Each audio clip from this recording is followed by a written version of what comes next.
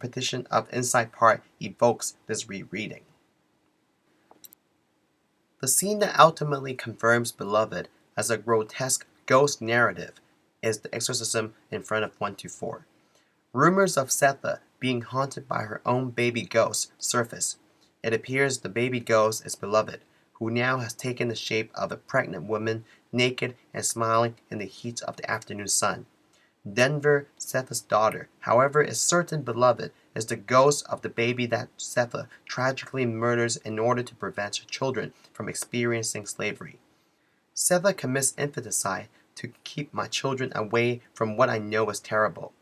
In response to Denver's plea for help, a group of 30 women come to the front of 124 to perform an exorcism through prayers. A woman dropped to her knees. Half of the others did likewise. Denver saw lowered heads, but could not hear the lead prayer, only the earnest syllables of agreement that backed it. Yes, yes, yes, oh yes, hear me, do it, Maker, do it, yes.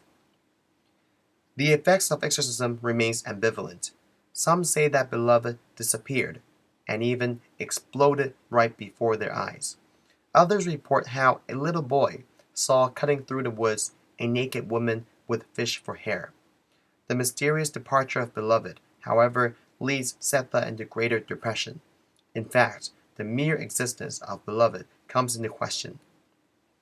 Everybody knew what she was called, but nobody anywhere knew her name.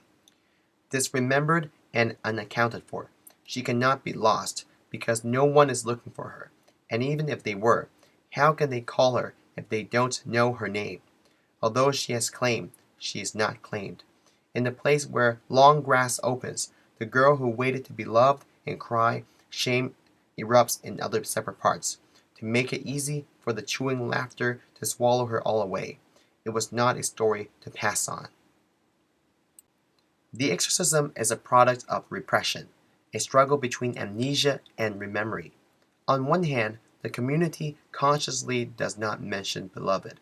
She becomes the nameless girl left in the wild rural zone where long grass opens. Deep inside their memory, nevertheless, they know that Beloved has claim. But the community chooses not to acknowledge her presence, to not claim her. The sentence, "It was not a story to pass on," is repeated 3 times in the final pages of the novel, indicating that although the community wishes to forget about Beloved, they cannot stop talking about her. This repression of memory is displayed in the final scene between Paul D and Sethe. After being told by Denver that her mother is not a bit alright, Paul D revisits 124. He finds Sethe in deep sadness about everyone who has abandoned her, including Beloved. She tells him that Beloved was my best thing. Paul D reminds Sethe that your best thing, implying to her that the presence of Beloved is no longer important to her life. Sethe appears to be in a state of disbelief. She doubtfully replies, Me? Me?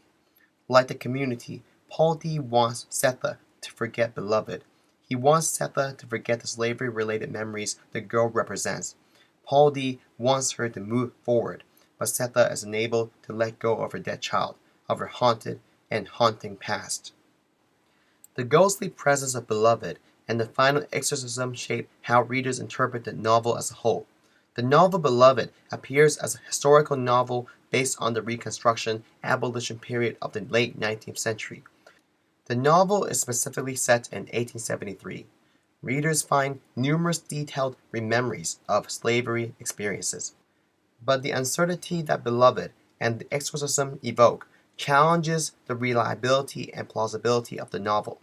Historical documents and studies show that the stories of the Sweet Home slaves do occur during the slavery period. For example, the chokecherry tree is a reference to an iconic photo of a slave with his back heavily deformed from whipping. In Beloved, these stories are presented alongside a devil child who may not even exist. The presence of the central but paranormal character Beloved turns the narrative into more of a ghost myth than factual history. Perhaps the African American experience is already well documented. Yet, David Lowenthal reminds us that the past itself is gone. All that survive are its material residues and the accounts of those who experienced it. Ultimately, history is never the truth of the past. Morrison opens up black slave history by intentionally representing it as an inconclusive, unreliable ghost myth. Pelagia Golimari argues that the supernatural and grotesque element in the novel is a form attuned to the sublime and the stupendous and to bearing witness to the unpresentable, extreme phenomena defying human reason, not unlike modern slavery.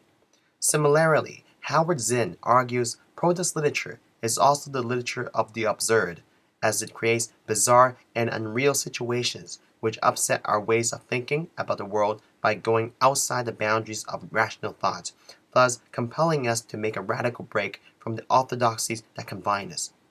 Beloved is a classic example of protest literature because it simultaneously informs and intrigues readers on a specific ideological issue.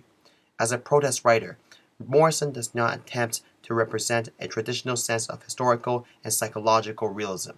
Beloved utilizes the grotesque as a means of exploration of African American subjectivity. Morrison thereby defies the fixed rules of modernist white literary genres in order to re-represent the African American experience with a subjective African American other's point of view. Morrison consciously remembers and reconstructs the lives of former black slaves in Beloved so as to engage readers' discussion about racial slavery. Her intentions are apparent from her opening epigraph, 60 million and more, which is a dedication to the 60 million slaves who died in slavery. Critics also link the number to an inflated Nazi Holocaust. Such numbers and associations immediately explain the urgency for Morrison to write a novel that would aesthetically represent African American slavery to readers. Claudine Reynaud remarks on how Morrison is the truest of historians because of a preference in describing history as life lived by the oppressed African American slaves, and not to the history as imagined by white master discourse. In Beloved, Morrison uses grotesque folklore and rememory to create radical ambiguity, allowing readers to discuss slavery in comprehensive and often inconclusive terms. She reconstructs the complicated internal issues of the former slaves through the chokecherry tree scar, the ghostly character Beloved, and the communal exorcism. Rather than explicitly condemning slavery as evil and immoral, Morrison strives for sophistication in her literary representation of slavery. Beloved goes beyond canonical slave narratives like Harriet Beecher Stowe's Uncle Tom's Cabin and destabilizes binary accounts of slavery. The role of ambiguity is integral in the novel. The indeterminacy looms over the story. Readers are constantly left to guess and debate the meanings of each grotesque rememory. A duet retells the slavery experience. More uncertainty of meaning occurs with the use of the naturally contradictory grotesque aesthetic. The novel leaves room for readerly imagination and discussions about slavery.